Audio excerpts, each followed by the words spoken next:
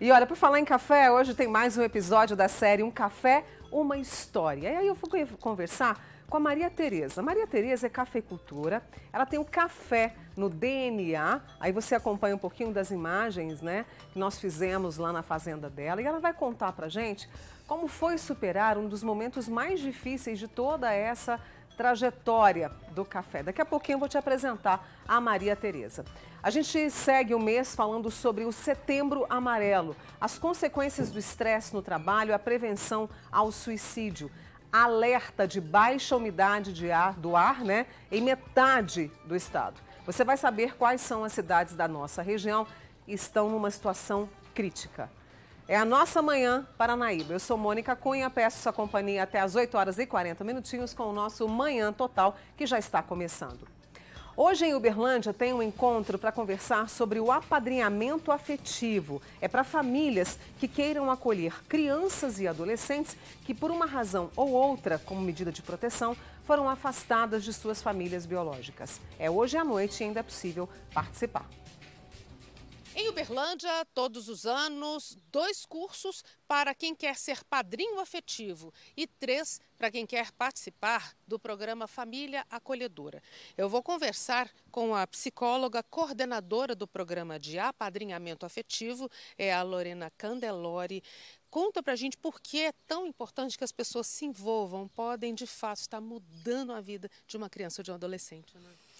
Tânia, são iniciativas que recuperam um antigo provérbio africano que falava que precisava de uma aldeia para se criar uma criança.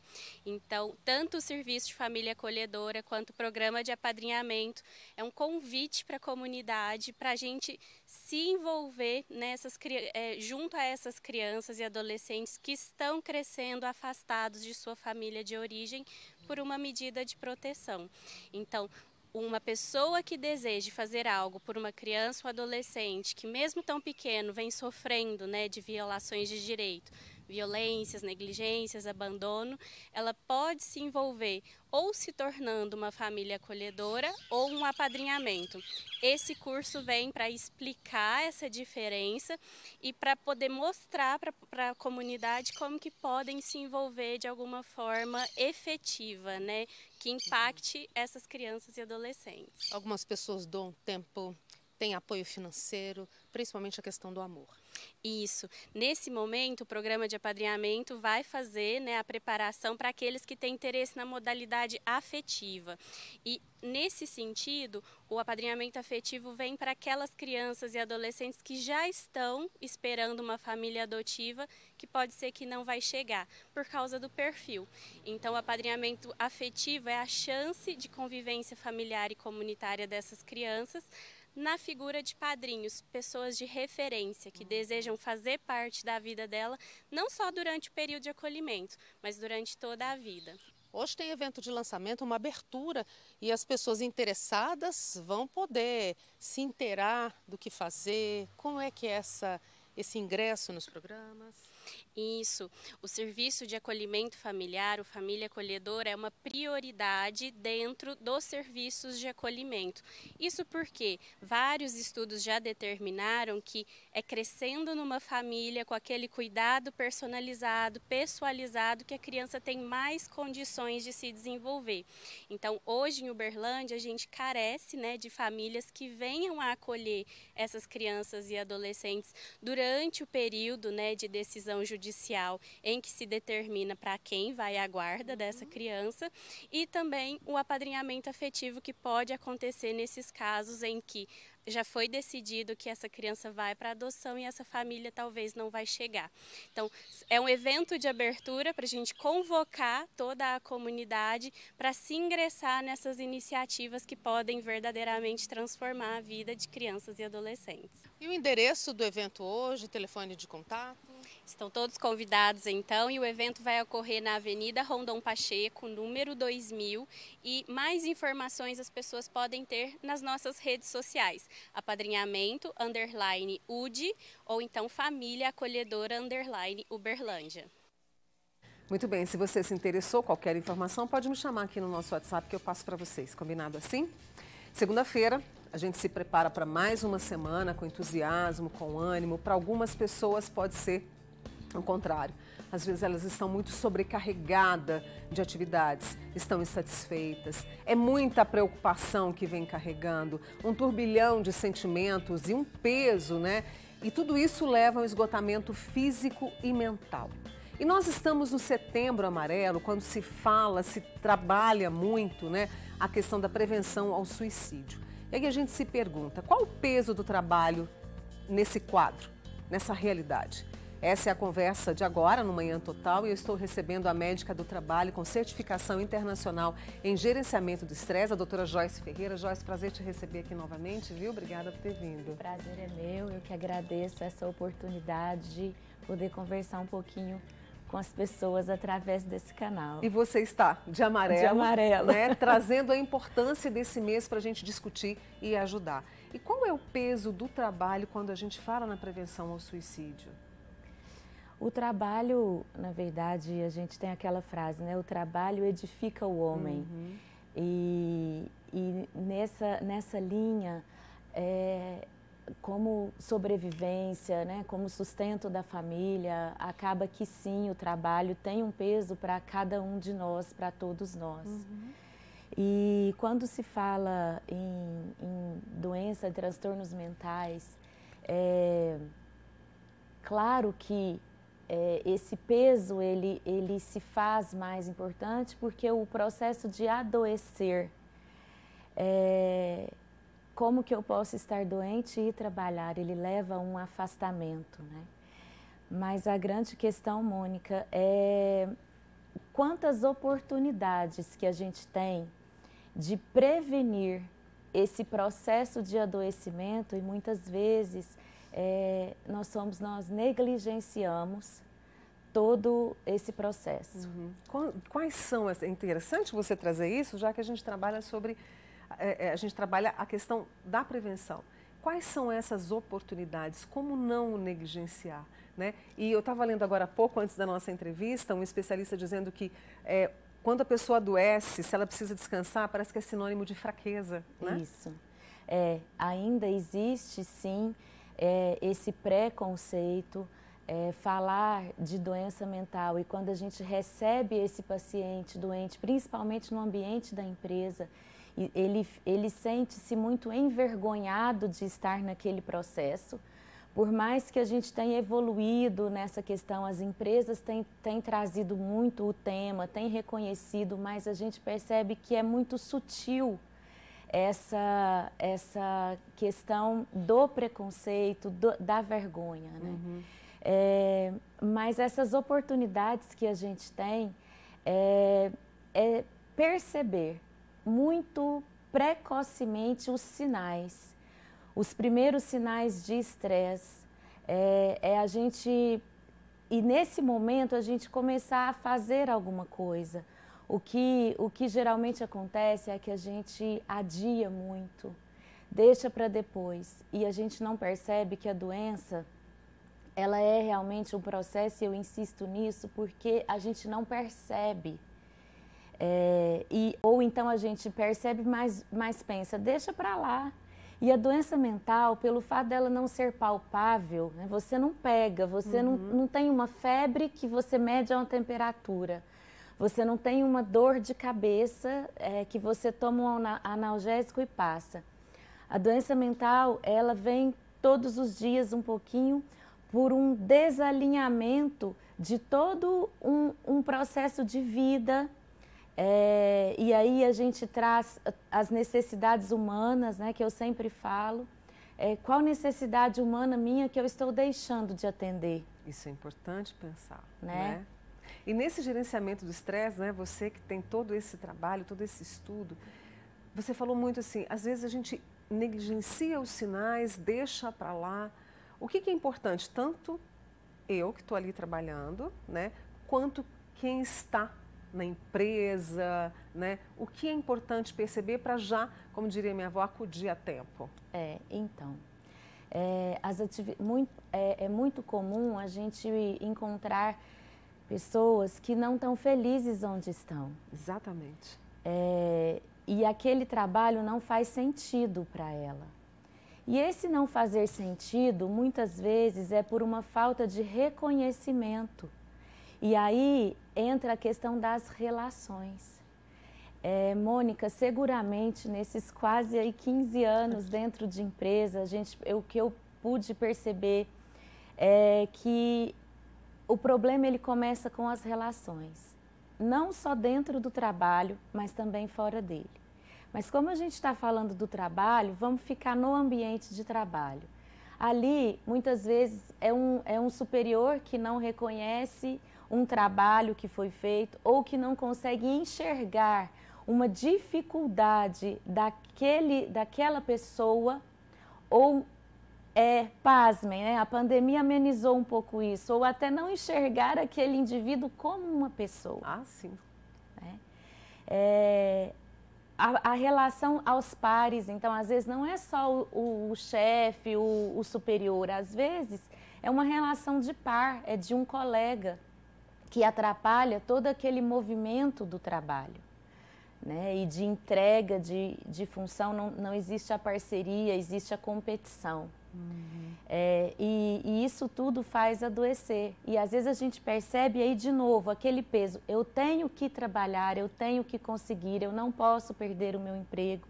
A pessoa, ela muitas vezes se cala e vai vivendo aquilo ali de uma forma que está desagradando e um lugar que você tem que estar todo dia. E aí vem o burnout. O burnout, que já é considerado doença ocupacional desde janeiro desse ano, não é? Isso. Em janeiro de 22, ele foi reconhecido como doença ocupacional, recebendo um CID próprio, né, dentro da classificação internacional das doenças. E aí é curioso que a gente fica o dia a dia ali e eu falei, eu vou olhar o que é que a Organização Mundial de Saúde trouxe como burnout. E aí, para colocar dentro de uma classificação, eles usaram 3 critérios, né? E eu achei bem interessante. O primeiro critério é o cinismo. Falei, gente, cinismo, né? O cinismo é a pessoa se ausentar daquele lugar onde ela está. Entendi. Ela tem um sentimento negativo pelo trabalho. Agora pensa, um lugar onde você tem que estar todo dia. O quanto isso é ruim aqui dentro, né? Uma segunda classificação é a pessoa se sentir incapaz para o que ela está fazendo. De novo, muitas vezes porque às vezes ela não tem um reconhecimento por aquele trabalho, né? Então ela se sente incapaz de fazer aquilo que está.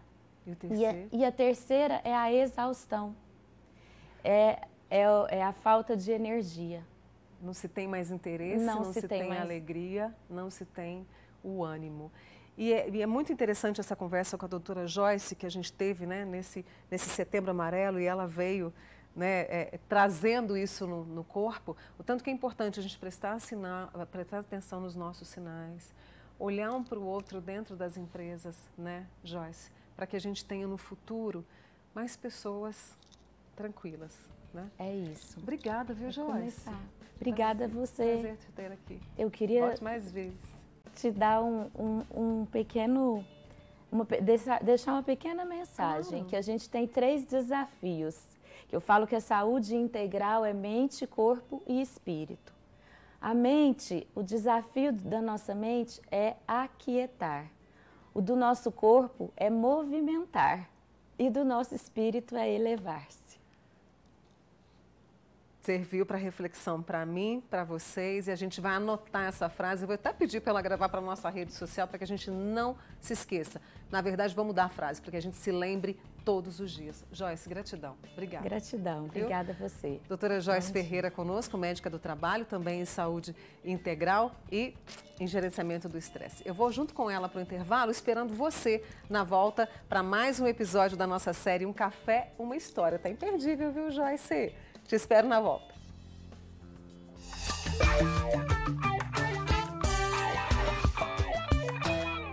Hoje eu quero te fazer um convite. Vamos juntos a Patrocínio. Lá nós vamos conhecer uma das fazendas que produz um café muito especial. resultado do trabalho de 3 gerações e que hoje é liderado, digamos assim, pela Maria Tereza. Uma história de sucesso, de determinação, de paixão, de muito trabalho. Momentos para colher e momento para plantar. Tudo quando foi preciso. É uma história de superação. Esse é um nome que resume toda a trajetória da Tereza. Eu posso adiantar.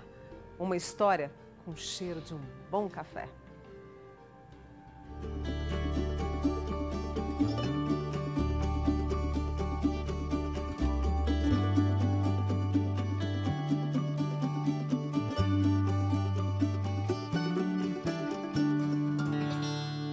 Esse negócio de eu ser mulher, ser nova, não era o foco. O meu foco era que eu desse conta do negócio. E então eu investi, me cerquei de pessoas competentes, né? Com pessoas que eram de confiança e braço direito. E eu acreditei muito nessas pessoas e fomos indo. Então isso veio naturalmente. São muitos pés, são mais de 310 hectares de cafezal, a perder de vista, um mundo gigante. Apesar dessa imensidão, Tereza conhece cada uma dessas árvores, cada rua, cada gleba. Eu tenho, pelas minhas glebas, como se fossem, não chega a ser pessoa, mas sabe um bicho de estimação? Eles são bichos de estimação. Então, por exemplo, essa aqui é a gleba 9. Eu sei que ela é a gleba 9. A outra é a gleba 10. Então eu já sei que é gleba, eu sei qual o problema de cada uma. É amor mesmo. Eu venho pra cá, eu saio de Belo Horizonte, eu pego um ônibus, fico a noite inteira, ou pego um ônibus, avião, e carro, e jegue, e venho. Sabedoria, dedicação e conhecimento com base em muito estudo e na ancestralidade que carrega, o que foi suporte para um momento crítico. Eles me deram o quê? Segurança. Eles falaram assim, vai que você dá conta, vai que vai dar certo. Mesmo assim, gente, mas acabou. Não acabou, vai continuar. Fica, pode precisar da gente, a gente vai estar com você. Meus pais e meus irmãos, né? Porque, na realidade, meu avô que começou a fazenda, tinha uma fazenda de café em Contagem, né? Em 1897 que ele começou a plantar café lá. E foi até 1945, mais ou menos, do lado do meu pai, sempre teve, continuou tendo, porque o meu avô também, parte do meu pai, tinha fazenda nas Matas de Minas, ali perto da região nas Matas de Minas, tem até hoje. Então, eu tenho fazenda de café dos dois lados, do meu pai e da minha mãe. E nessa fazenda a gente passava infância. A gente ia para lá, todo julho a gente ia para lá. Então, a gente colhia café, a gente rastelava café. E o terreiro era na porta, tinha terreiros na porta da fazenda, aquelas fazendas coloniais. Sim. O terreiro era ali na frente. Então, a gente acordava cedo, né, para poder ir junto com os boia fria, colher café, jogava o café no terreiro, rastelava. Caminhando por uma das ruas de café, a Tereza me conta que o que era para ser um dia normal de trabalho virou um pesadelo assim que o sol nasceu e ela avistou a lavoura. Você está com uma perspectiva de produção, seu trabalho de 30 anos, você acorda, na hora que você chega, acabou. Foi isso que viveu Tereza em um dos dias de 2021. Em 3 horas, tudo queimou. Foi dizimado pela geada. 90% da produção perdida. Aí, quando eu cheguei aqui, o que faz? Né? Primeiro, esperamos para ver o que acontecia, porque não tinha muito o que fazer. E todo mundo corta, não vai brotar, porque acabou, você vai ter que plantar soja, vão acabar com tudo. E gente com um trabalho super bacana aqui na fazenda, de regeneração de solo, sabe? Uhum. Com o projeto de colocar colmeias para polinização do café. Eu sentei e chorei, foi a primeira vez na minha vida que eu sentei e chorei por causa do negócio. Eu orei a Deus, bati meu joelho no chão e falei, Senhor, e agora? E Deus me deu aquela palavra assim, que é o cheiro das águas brotará. Uma força para enfrentar o frio e depois a seca. Foi um sopro de esperança para ela e toda a equipe que pelas ruas do que foi destruído buscavam vida. Agora mais do que nunca eu preciso de vocês. Aí então um olha para a cara do outro, o cara ficou com aquele silêncio e tal. De repente veio um, sentou na minha mesa, porque aqui eles batem na minha... Olha, sentou na minha cadeira, na minha frente e falou assim, eu estou aqui em nome de todos os colaboradores. Nós vamos ficar e vamos fazer o que precisar para essa fazenda reguer. Quer dizer, eles eram tratoristas, falaram, se precisar da gente virar boia fria, se precisar da gente capinar, nós vamos fazer isso. Eu falei, então, estamos juntos aí. Então isso não tem preço. Um passo de cada vez pelo que se renova. A Tereza lembra que nunca passou por uma situação como a que se mostrou no ano passado. Para esse ano, ela espera colher 10% do que iria colher. Porque mesmo na área que não queimou, que teve flor, a flor abortou. Por causa do frio, por causa da seca, aí sentiu demais, aí a flor não virou fruto, né? Nessa terra arraigada de tantas histórias, se enxerga o passado, o presente e o futuro. A fumaça não embaça, revela lições. Essa geada foi realmente um marco na minha vida, porque eu queria assim, crescer e comprar fazenda, e tá crescendo e crescendo, e todo mundo... Calma, para que você quer crescer tanto? Para quê? Qual que é a finalidade disso? Né? Então, o que acontece? O que eu pensei? Eu quero crescer sim, que eu acho que você tem que crescer, você tem potencial, mas assim, vamos cuidar com esmero, com o máximo que eu puder de sustentabilidade, de resultado no que a gente tem. Enquanto se coa o café, há tanto que passa, do esforço à fé, do recomeçar. É o sabor de acreditar no que se faz e levar isso a quem serve uma xícara a qualquer hora. A missão do cafeicultor brasileiro, nós temos a obrigação de fazer, de proporcionar ao brasileiro tomar um bom café. Nós somos o maior produtor mundial de café, nós somos o segundo maior consumidor, passando para ser o primeiro consumidor. Nós merecemos tomar café de qualidade. Né? Eu acho que é um direito que o brasileiro tem de tomar um café de qualidade. Então, assim, eu ainda vou viver e ver o brasileiro tomar café de qualidade.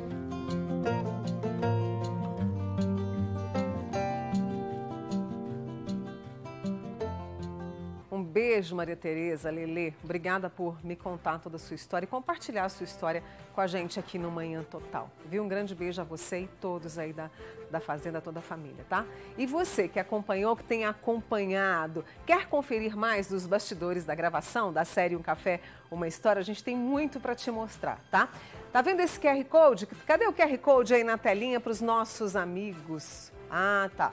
Aqui, né? Então, você vai entrar nesse QR Code e você vai acompanhar o making off, os bastidores, tá? Tudo que a gente tem feito nesses episódios da série que já foram exibidos, o que vem por aí. E você também pode conferir todas as reportagens, desde a primeira, lá no nosso canal no YouTube, combinado? E também no nosso Paranaíba Play.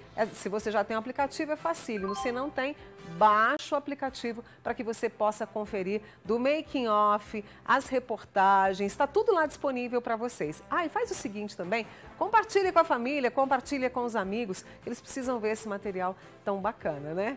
Vamos assistir um trechinho do making off juntos? Tem aí, pessoal? Quero trazer para os meus amigos que estão acompanhando o Manhã Total. Vou falar para fora, vai ter jeito. Não, deixa ela aqui. Daqui a pouco eu lembro seu rosto. Você vai ver só. Gaia. Esse aqui te lembra a sua memória de infância. O chocolate, caramelo, doce de leite, com açúcar mascavo. E esse é aquele para você tomar o dia inteirinho. O dia inteirinho tomando café, viu? Uma delícia. Obrigada mais uma vez, viu, Tereza? Agora é hora de notícias de Uberlândia e toda a região, aqui na nossa Manhã Paranaíba, com o nosso Manhã Total. A você que chega, meu bom dia, muito obrigada por estar conosco. Deixa eu apresentar a equipe desta segundona. Hoje, 12 de setembro, Tânia Alves, Vinícius Lemos e Maria Clara Barros com a gente aqui na nossa Manhã Paranaíba. Para começar, a gente sabe que, infelizmente, todo fim de semana há registro de acidentes graves, né? E no domingo nós tivemos aí um motorista de 32 anos que morreu depois de capotar o veículo em uma estrada na zona rural de Patos de Minas. Quem tem os detalhes é a Maria Clara Barros, que vem com a gente agora. Bom dia, Maria Clara.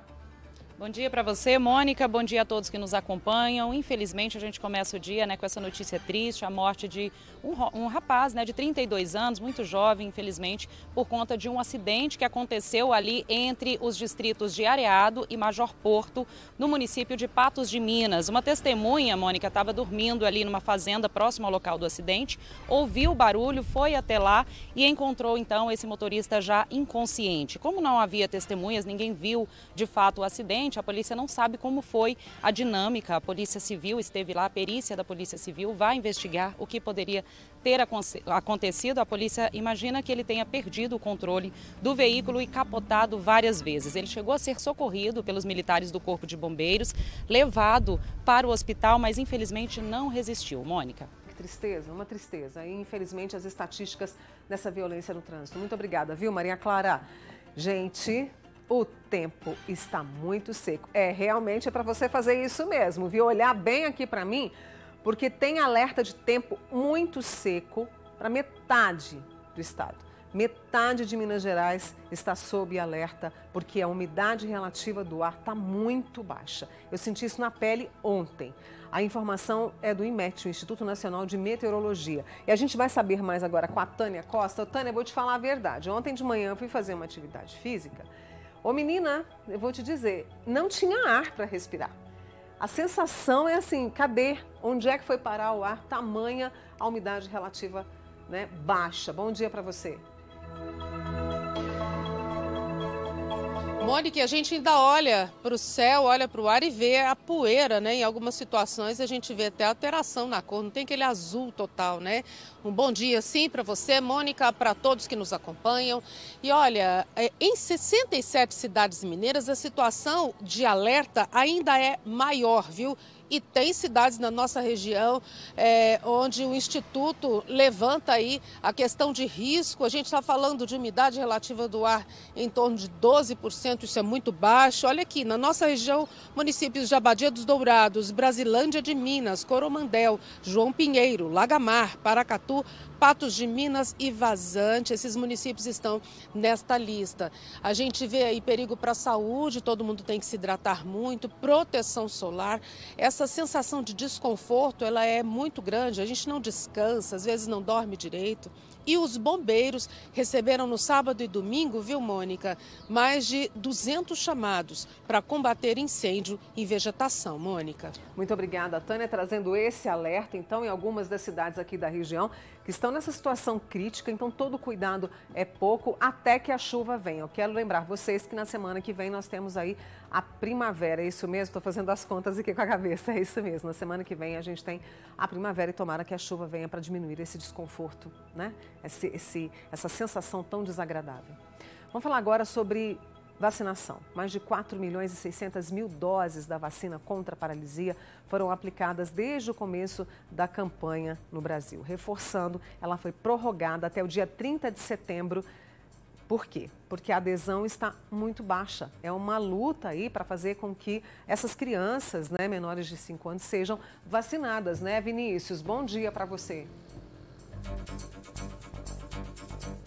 Oi, Mônica, bom dia a todos. Pois é, e a previsão é que 95%, pelo menos esse é o objetivo, 95% do público seja vacinado, que são as crianças e também os bebês de até 5 anos, né, com menos de 5 anos, para se vacinarem contra a polio. Aliás, polio que há muito tempo a gente não percebe casos pelas ruas, o que é importante então manter a vacinação em dia. Aqui em Uberlândia, 13 mil crianças e bebês foram vacinados, de um total de 34 mil deles que estão aí nesse universo para a vacinação. Vacinação que acontece desde o dia 8 de agosto. O pessoal então tem que procurar, a gente já está no mês de setembro, já se passou um mês e até agora a gente tem essa vacinação baixa, até que a gente precisa chegar a 95% desse público. Aqui em Uberlândia nós temos 74 salas de vacinação, ou seja, tem seu filho menor de 5 anos, leve ele até uma dessas salas de vacinação para receber uma dose da vacina contra a polio, muito importante. Ao mesmo tempo, essa vacinação acontece, a gente tem uma campanha de multivacinação.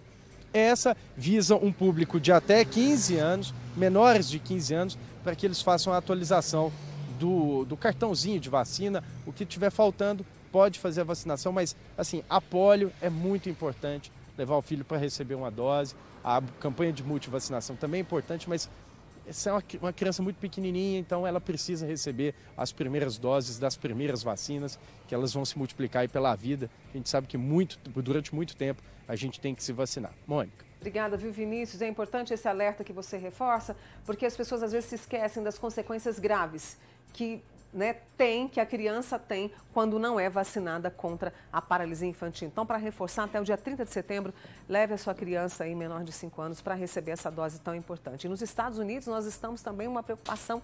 Olha, a situação lá não é boa, não, porque casos estão sendo registrados. Então, vamos fazer a nossa parte. Vamos fazer o seguinte, preciso de um cafezinho e, claro, de uma água. Vou lá, mas volto esperando sempre a sua companhia. Agora, 8 horas, 6 minutinhos. É Amanhã Paranaíba, juntinho de você.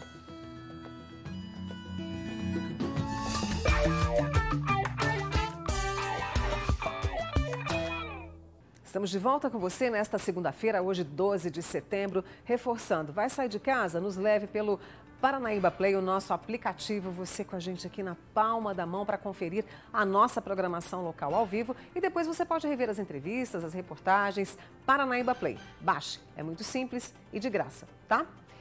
Deixa eu trazer aqui mais notícias para vocês. Nessa manhã de segunda, nós tivemos um acidente em São Gotardo. Um motorista tentou fazer uma conversão e acabou provocando a batida. Nós tivemos algum ferido nesse acidente, Maria Clara?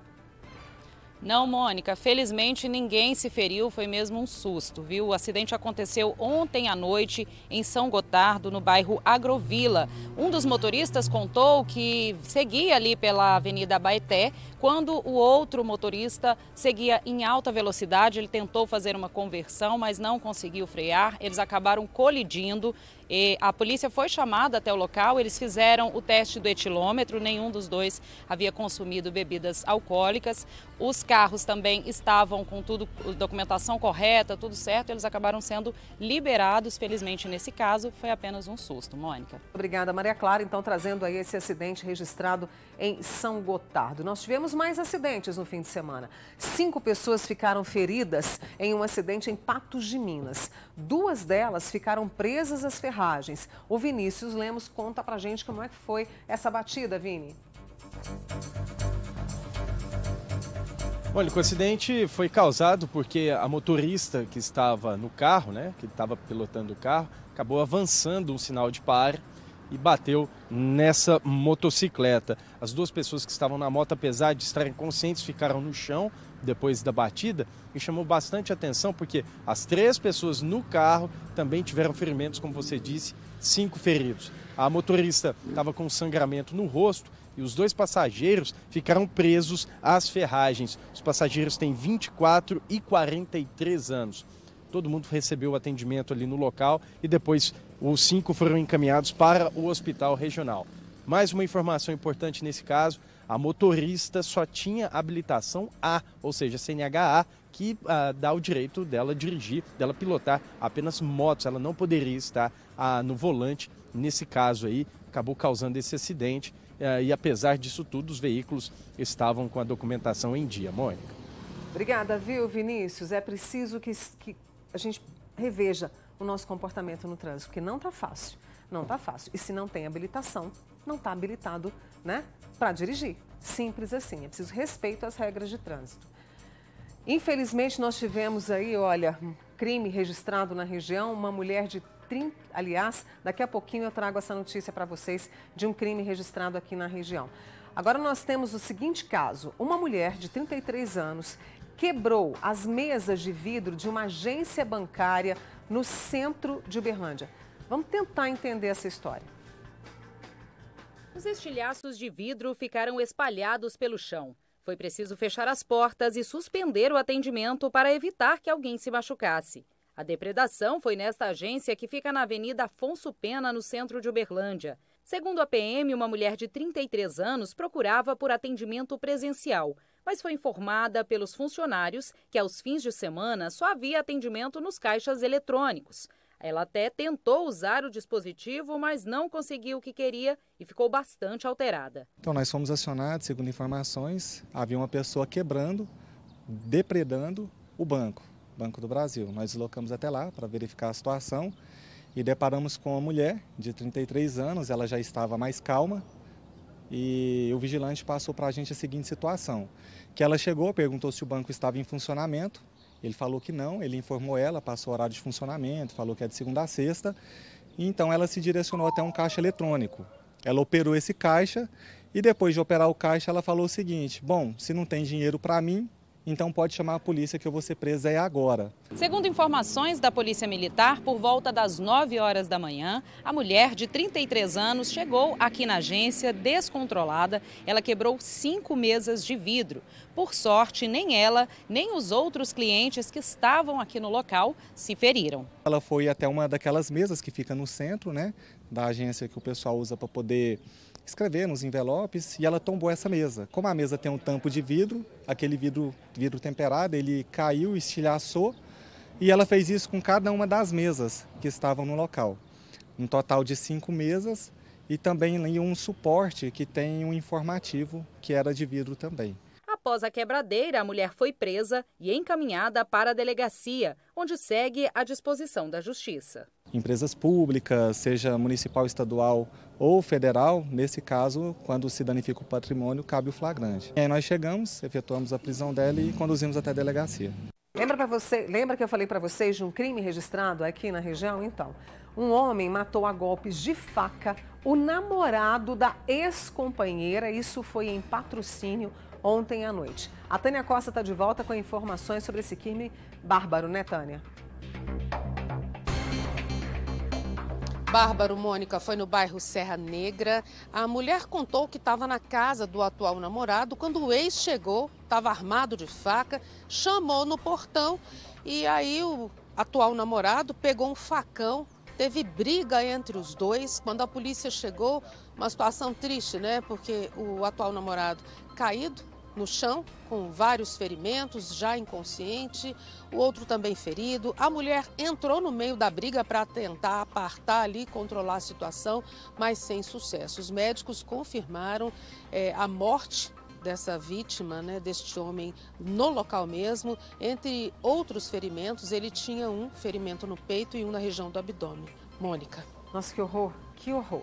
É a banalização da vida, infelizmente. Né? Muito obrigada, Tânia, pelas suas informações. Vamos fazer o seguinte, a gente vai para um rápido intervalo. Já já eu volto com muito mais notícia aqui para você no nosso Manhã Total. Não sai daí, hein?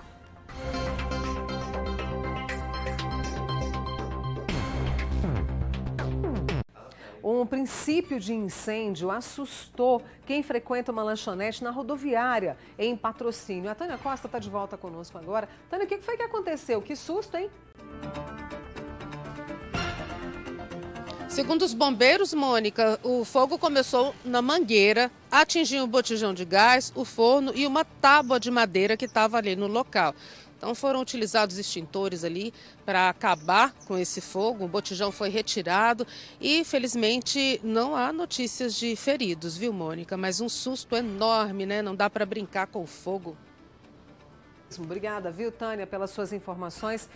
E no domingo, um ciclista ficou gravemente ferido depois de se envolver em um acidente no residencial Integração, perto do bairro Morumbi, aqui em Uberlândia. O para-brisas do veículo ficou todo danificado. Olhando assim, dá para ter uma noção do quanto a batida foi forte.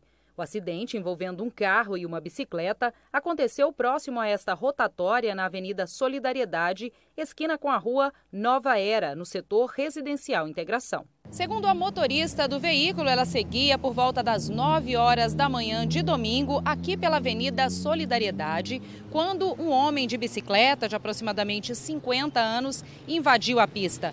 Ele foi atingido e encaminhado pelos militares do Corpo de Bombeiros para o Hospital de Clínicas da UFO. A motorista prestou os primeiros socorros e solicitou atendimento. Ela acompanhou todo o serviço de resgate. Segundo o Corpo de Bombeiros, a vítima foi levada em estado grave para a unidade de saúde.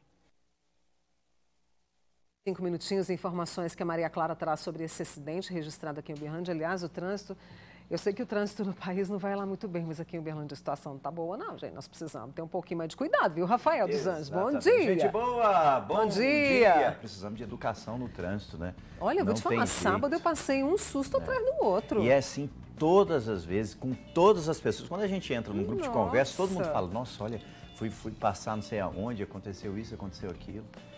Tá precisando todo mundo voltar. Tá fácil, a estudar as regrinhas de trânsito. Exatamente. Tá tudo bem? Tem que estudar. Tudo ótimo.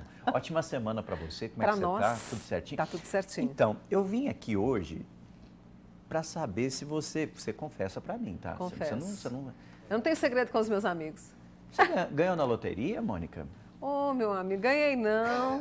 Porque eu vou te falar, ô cidade pé quente, eu falei sobre isso na semana passada, e não é que teve ganhador da Loto Fácil da Independência aqui na cidade de Uberlândia também. Também. Que é isso, Vou te falar, tô precisando conviver com essas pessoas. Então, eu vim aqui para dar o recado pro ganhador. Você que é ganhador, às vezes precisa de ajuda para administrar, né, tudo. Entre em contato com a gente. Nós temos altas ideias. Nós temos altas ideias e somos gente boa. Bom, mas hoje no Balanço Geral a gente vai trazer exatamente as informações relacionadas a isso, aos ganhadores, que inclusive foram 2 ganhadores aqui na nossa região. E é maravilhoso, isso é importante e mostra como realmente a cidade é pé quente, não é de hoje, viu? Não é de hoje. Sempre, não só na Loto Fácil, mas na Mega Sena também. Então, olha, vou te falar, eu tô precisando fazer mais amizade com as pessoas para conseguir encontrar esses ganhadores, né? Eu também. Porque falam que a melhor coisa da vida é você ser amigo de um milionário. Esse é um dos destaques do Balanço Geral. Eu tô incomodado com você sem xícara de café hoje, Rafael. Não, gente, ó, pane seca. Você já ouviu falar de pane seca? Falaram, Rafael não vai tomar café hoje. Eu tô aqui, tadinho, né? Poxa, mas também, ó, o tamanho daquela xícara ali, não ia sobrar nada pra mim. Essa minha xícara aqui é especial. Não é bonita. Eu vou ter que trazer, vou ter que deixar aqui pra você, bonita, né? eu vou ter que uma deixar canequinha, eu vou providenciar. Eu vou trazer uma bacia, ou uma xícara. Tá que nem eu. Ô, Rafa, e além disso, dos Vamos milionários... falar do clima também. Pelo amor de Deus. Como que todo mundo tá fácil, sofrendo. Não. Como tá quente. Olha. Tá difícil de dormir. E aí, minha amiga, como é que foi? Dormiu mais ou menos, né? Ah, com certeza. Nossa, você acorda cansado por causa do calor. Então, hoje também a gente vai falar sobre isso, sobre essas altas temperaturas, essa onda de calor. E além da onda de calor, um tempo seco e com vento. E aí, gente, aquela poeira que ninguém aguenta, né?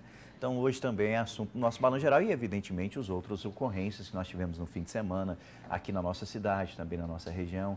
Nós tivemos uma situação lamentável que aconteceu na represa de Miranda envolvendo aí uma mulher. Então, a gente vai trazer todos os detalhes. Ficou em cárcere privado, passou por abuso sexual. Pelo companheiro, Nossa, né? Uma situação terrível. Eu fiquei horrorizada. Foi notícia aqui Rafael, já e nós vamos trazer a repercussão disso. Então, muito Balanço Geral lotado, né? Muita informação para você. Aí, segunda-feira também é dia de esportes. Então, fique ligado aqui no nosso balanço. A gente vai falar sobre a rodada do Campeonato Brasileiro. Vamos falar sobre como foi o seu time. Fique ligado também. Fala nisso, já que a gente está aqui, como é que foi o Santos? Tchau, gente. Obrigado. Ó, 11h50, Balanço Geral. Fui embora, tchau. Ah, gente, não vai não. Vem cá, menino. Gente, ele me deixou aqui. Vocês prestaram atenção? Eu vou colocar ele no cantinho do pensamento já, viu? Você continua comigo aqui, ó, Balanço Geral às 11h50, Rafael, às 11h50, aqui na TV Paranaíba. Vamos nós dois para a sala do Danilo hoje. Você vai ver, Rafael dos Anjos. Olha só, a Justiça Eleitoral vai validar os registros dos eleitores mineiros sem cadastro biométrico no momento em que eles forem identificados pelos mesários na sessão eleitoral. Vamos entender melhor agora com a Ellen Vilela.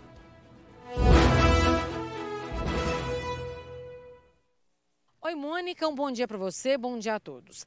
Essa medida atende aquelas pessoas que ainda não cadastraram a biometria junto ao Tribunal Regional Eleitoral de Minas Gerais, mas tem a biometria cadastrada no Departamento Nacional de Trânsito e uma parceria vai possibilitar que esses dados sejam então enviados à Justiça Eleitoral. O objetivo é aproveitar a biometria coletada por outros órgãos para o cadastro eleitoral e evitar que o eleitor que ainda não coletou as digitais tenha que comparecer a um cartório eleitoral apenas para essa finalidade. De acordo com a Justiça Eleitoral, mais de 2 milhões de eleitores mineiros poderão ter a biometria validada nessas eleições por meio desse método. A habilitação no terminal do mesário vai ocorrer de forma idêntica àquela que é feita com a biometria coletada pela Justiça Eleitoral, com o posicionamento do dedo indicador ou polegar no leitor biométrico. Todos os 853 municípios de Minas Gerais terão identificação híbrida nessas eleições, ou seja, quem já cadastrou a biometria ou quem tem a biometria junto ao Departamento Nacional de Trânsito vai fazer essa identificação junto ao mesário no dia da eleição. Mônica. Viu, Ellen? 8 horas, quase 31 minutinhos, é você acompanhando o nosso Manhã Total nesta segunda-feira. E vamos fazer o seguinte, Ah, eu não consegui espiar ainda quem é que está aqui comigo no WhatsApp. Eu sei que eu tenho muitos amigos, olha só. Bom dia, Mônica e Rafael, ótima semana de muita paz. É o Rodrigo Rosas, do bairro Brasil. Rodrigo, um beijo para você. O Maicon, do Integração. José Reinaldo, a Helena Américo. Oi, Helena. Janaína, do Shopping Park. Elaine, de Itapuirama. A Zilma, do bairro Tibério. Daniel. Quem mais está aqui comigo? Felipe Vinícius e Davi, lá de Patos de Minas. Um beijo para vocês, tá? Bom, a gente estava falando sobre eleição, né, com a Ellen Vilela, a gente segue nessa toada aqui, é muito importante que você esteja atento, está faltando pouco para o dia das eleições. E os eleitores terão um tempo extra para conferir o voto na urna eletrônica nas eleições deste ano. E eu vou chamar a Tânia Costa para explicar para a gente como é que vai ser esse processo, Tânia. Um detalhe no funcionamento da urna eletrônica, Mônica, para ajudar o eleitor a não fazer, por exemplo, a confirmação sem querer, né? Funciona assim, olha, quando a urna eletrônica liberar a confirmação do voto da pessoa, ela vai emitir um som. Vamos ver, após 1 segundo do preenchimento completo dos números dos candidatos para cada cargo. A cada uma das 5 confirmações, a urna vai emitir assim um som breve, né? Aí depois da escolha do candidato, a pessoa fica de olho ali, né? Candidato a presidente. O aparelho vai emitir o clássico som, só que por um tempo mais longo, vamos dizer assim. É o que eu disse, a tentativa de ajudar o eleitor para que ninguém faça uma confirmação acidental, que confirme o voto sem querer. Mônica. Muito obrigada, viu, minha amiga Tânia Costa com a gente aqui, trazendo mais essa informação sobre o processo eleitoral. Os policiais militares do 17º Batalhão recuperaram 2 veículos roubados na noite de sábado em Uberlândia, depois que eles receberam o chamado de que 5 suspeitos armados com uma faca roubaram um veículo Honda HR-V de cor vermelha no bairro, o Jardim Confidência. E os policiais iniciaram o rastreamento. O veículo foi encontrado estacionado próximo ao bairro Lagoinha. Não tinha ninguém no veículo. Então, os militares continuaram a busca pelos suspeitos e conseguiram fazer a abordagem a um veículo Fiat Punto, cor branca, no bairro Santa Mônica, né? Isso tudo em rastreamento, que também teria sido roubado. Até agora, uma pessoa foi presa e os veículos recuperados. 8 horas e 33 minutinhos, a gente sabe que nós tivemos aí, continua aqui na 3? Então tá bom. Nós tivemos aí 3 ganhadores, lembra que eu comentei aqui com o Rafael? Não se fala em outra coisa, né? Porque são 3 milionários da Loto Fácil que acertaram os números no fim de semana, passaram um fim de semana daqueles. 2 deles são de Uberlândia, né? E um de Ituiutaba. E a cidade é conhecidíssima porque tem uma sorte daquelas, né, Vinícius Lemos? Queria te perguntar, você tá aí na lotérica, já fez sua fezinha também? Ô, Mônica, eu não tive tempo não, mas vou fazer, viu? Porque depois de uma dessa, né, na verdade, depois de 2 dessas, né, porque a gente teve 2 vencedores da Loto Fácil aqui e um também da Loteria Federal, mas a gente tem que apostar também, né? Quem não aposta não ganha. 2 vencedores aqui da cidade nesse fim de semana na Loto Fácil. Cada um deles levou R$ 2.248.149,10 cada um, fora o vencedor lá de Ituiutaba. Eles acertaram 15 números na Loto Fácil e levaram essa premiação boa. Aliás, o prêmio saiu para 79 pessoas no país todo, eram 180 milhões de reais em jogo. Né? 15 números não é fácil de acertar, não. Então, o pessoal é realmente muito pé quente. E vale lembrar, teve um vencedor aqui de Uberlândia de R$ 500 mil na Loteria Federal, aposta levando o primeiro prêmio aqui na cidade. Além desse, outros 4 ganhadores nas faixas da Loteria Federal são do interior de São Paulo. Ou seja, a gente teve um aqui na Loteria Federal, 2 na Loto Fácil, além de um lá em Ituiutaba. Vamos chegar aqui, Felipe, mostrar o senhor aqui. O senhor está fazendo uma fezinha aí, está jogando, está sabendo desse vencedor da Loto Fácil? Não estou não, eu estava pro rancho. Rapaz, recebeu 2 milhões. É um dinheirinho bom, né? Bom demais, até eu trouxe uma para conferir aqui que eu jogo direto. E não ganhou, não? Ainda não. Ah, achei que fosse o senhor que ia pegar o dinheiro aqui. Não, até agora não. Tava lá pro rancho, não tô nem sabendo. Aí eu vim aqui agora, eu vou conferir um jogo que eu tenho aí, né? Eu vou ficar aqui perto dele, porque depois ele vence, a gente já faz um empréstimo com ele aqui, Mônica. Mas, de qualquer forma, a gente tem esses vencedores aqui na cidade que já ganhou algumas vezes na Mega Sena, e agora a Lotofácil, 2 vencedores, além da Loteria Federal, 500 mil para esse da loteria. Dinheirinho bom, dá para resolver bastante problema aí, quem tiver problema financeiro. É mesmo, né, Vinícius? Dá para pagar a conta, para pagar a dívida, ainda dá para sonhar, meu amigo. Fazendo o bom uso dele, dá para sonhar. Eu vou te contar que de pronto eu não sabia o que eu ia fazer não, porque eu tenho algumas prioridades.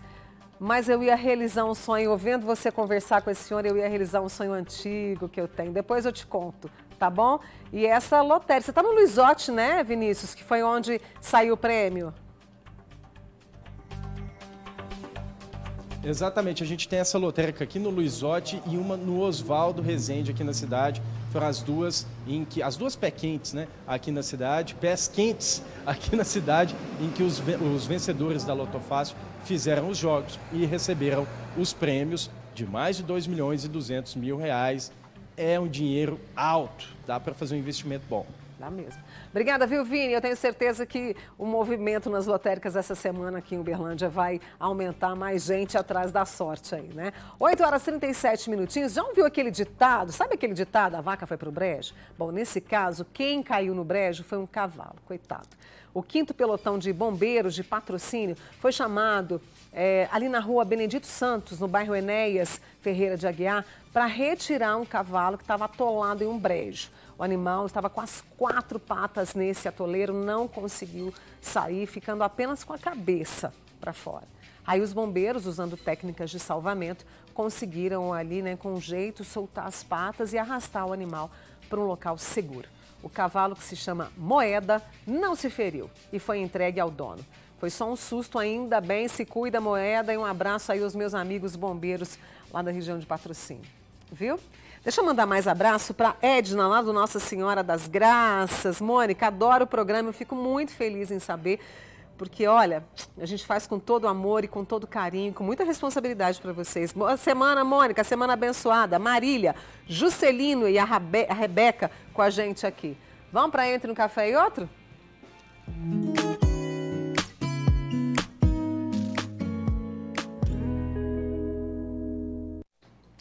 O vento é o mesmo, mas a sua resposta é diferente em cada folha. De Cecília Meirelles, para a sua segunda-feira, para você pensar, refletir, ter cautela, se priorizar, se cuidar. Tá bom? Eu volto amanhã, às 7h30 com vocês. Confira a gente lá na rede social, @manhãtotal. Vai lá, deixa um recadinho pra gente, tá? 8h39, vem aí, Fala Brasil!